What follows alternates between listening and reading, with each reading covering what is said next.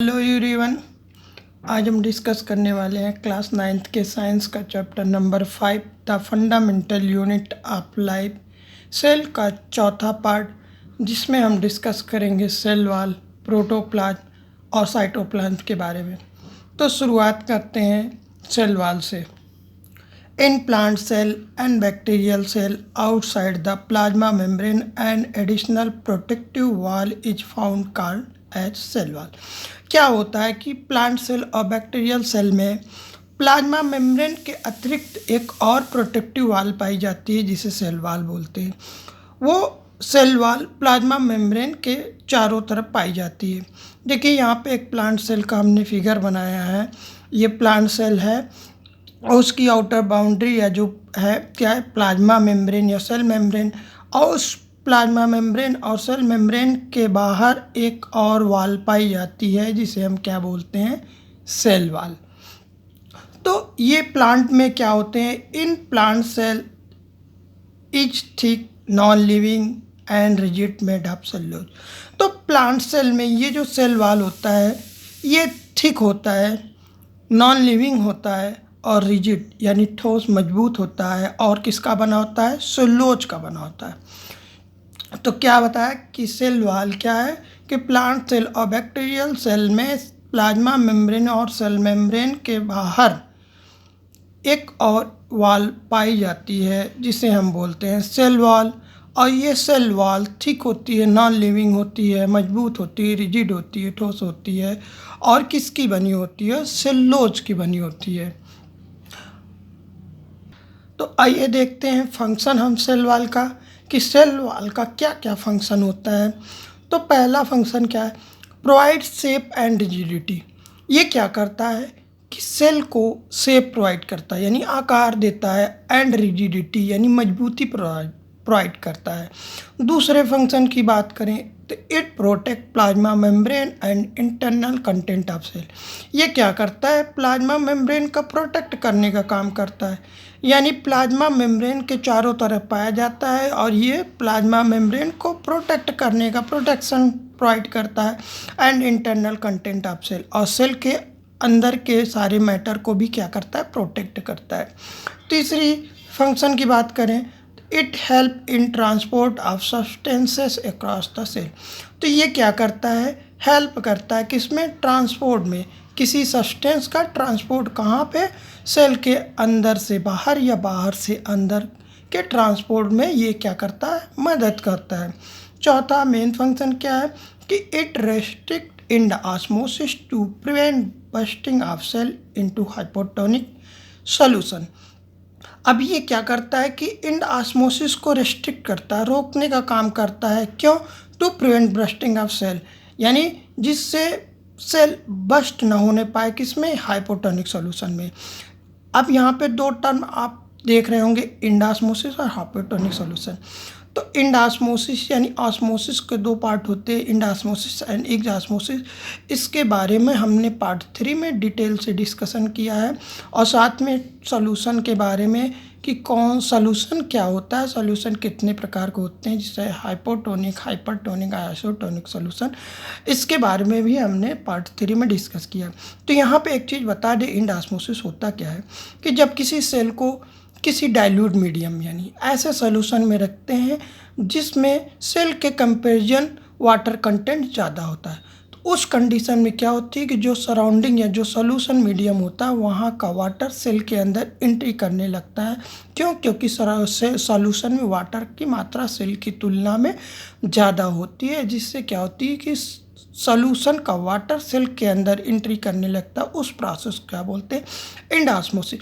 अगर ये प्रोसेस इंडास्मोसिस की चलती रहे और इसको ना रोका गया तो एक समय आएगा कि वाटर सेल में इतना भर जाएगा जिससे क्या होगी, सेल बर्स्ट हो जाएगी। ठीक उसी तरह जैसे आप गुब्बारे में हवा भरते हैं और हवा एक लिमिट अमाउंट से जब ज़्यादा भरने लगता है तो क्या होता है, एक समय आता है कि गुब्बारा फूट जाता है। तो ठीक इसी तरह इंडास्मोसिस के दौरान अगर वाटर कंटेंट बराबर सेल में आते रहे और उस इंडास्मोसिस को रोका ना गया तो क्या होगी, सेल के अंदर वाटर इतना भर जाएगा कि सेल क्या होगी, ब्रस्ट कर जाएगी।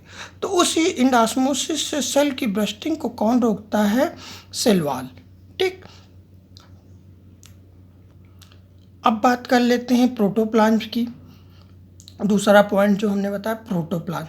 अब प्रोटोप्लाज्म होता क्या, जैसे ये कोई सेल है, सेल में क्या है, ये न्यूक्लियस है, तो सेल की आउटर बाउंड्री क्या कहलाती है, प्लाज्मा मेम्ब्रेन कहलाती है। प्लाज्मा मेम्ब्रेन के अंदर का सारा मैटर जो न्यूक्लियस के बाहर और प्लाज्मा मेम्ब्रेन के अंदर जो सारा मैटर होता है उसे हम साइटोप्लाज्म बोलते हैं, और न्यूक्लियस के अंदर के मैटर को हम क्या बोलते हैं, न्यूक्लियोप्लाज्म। और इसी प्लाज्मा मेम्ब्रेन, न्यूक्लियोप्लाज्म और साइटोप्लाज्म को हम क्या बोलते हैं, प्रोटोप्लाज्म। प्रोटोप्लाज्म को ही लिविंग मैटर ऑफ सेल बोला जाता है। तो क्या होता है कि all content of cell including plasma membrane known as protoplasm, यानी सारा कंटेंट सेल का और साथ में प्लाज्मा मेम्ब्रेन उसको भी मिला के हम क्या बोलते हैं, प्रोटोप्लाज्म बोलते हैं। और इसका नेचर कैसा होता है protoplasm, it is jelly like.